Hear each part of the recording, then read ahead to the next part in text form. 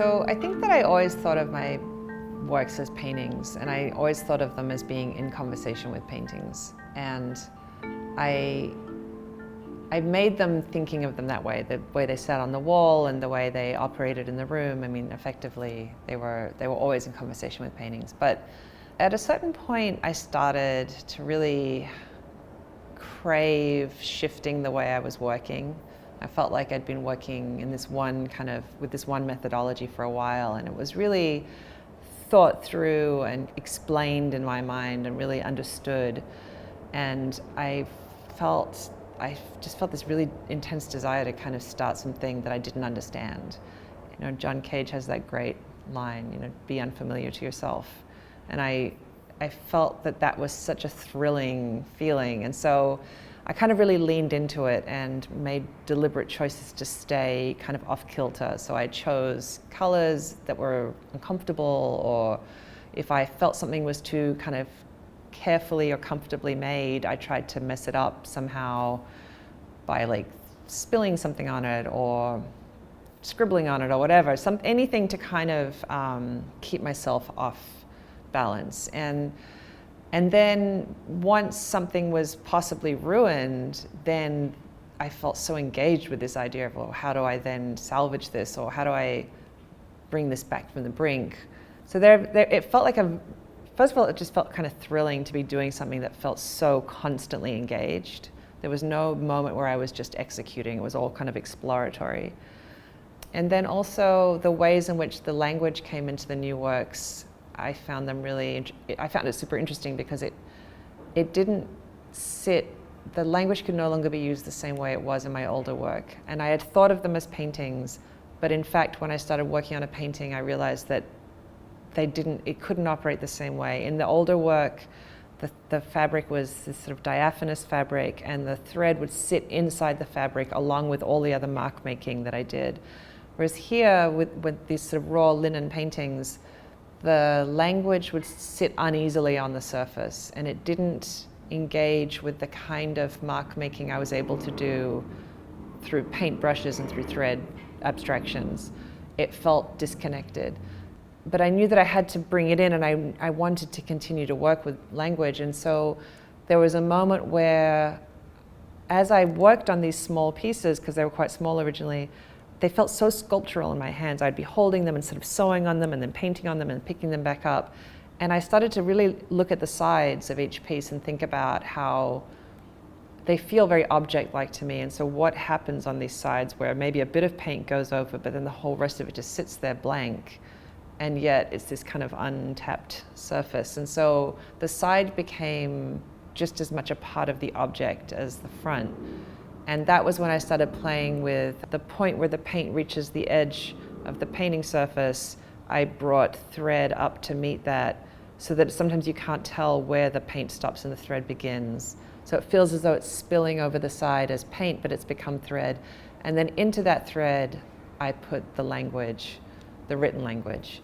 And so they feel somewhat like maybe the spine of a book. In the past, I've often worked with my own language or snatches of overheard language, or maybe song lyrics or fragments of poetry. I've used my mother's poetry, I've used mythology, and sometimes I kind of mix it all together and build something that's sort of a hybrid of all of it.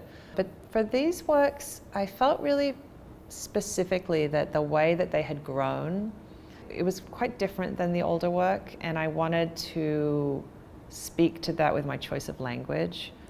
So when I started making them, it was around the time of the 2016 election, and it was a pretty dark geopolitical time, and in many ways sort of dark externally and dark internally. It wasn't an easy time.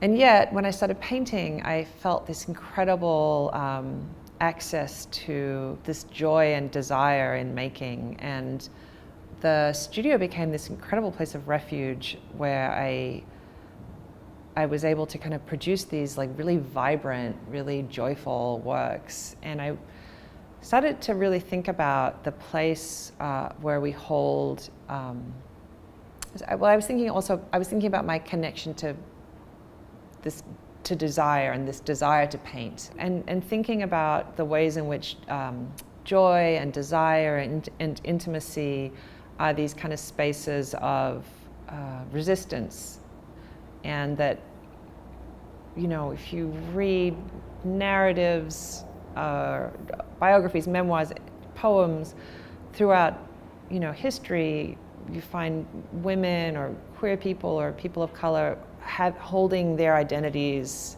and building, world building and identity building in these spaces of desire and joy and intimacy. And so I started thinking about that as a space of resistance. And I wanted really to use the language from some of those other kinds of voices as well as my own voice. So the language that I've chosen has come from poetry or from academic books or from narratives or from fiction, but often from those kinds of voices, from jazz pianists, from poets, from biologists and environmental activists, but women, people of color, queer people, those are the voices of the language that I've been using in the works. Part of how I've been working is to do something and then try to react to it. So I don't really ever have a sense of a plan, and I try to make a lot of space for accident. But I am often thinking about the ways in which some of the paint recedes into deep space through staining, and then what will sit further forward than what will sit on the top, and the ways in which those kinds of things can be teased out. That said, I'm also really actively trying to not be formulaic about anything I'm doing. So every time I think I have a process, I try to upend it. So if I've spent 2 or 3 paintings exploring the ways in which I can create space, then I'll make another painting in which everything sits on one plane on the surface. I don't want to feel predictable right now.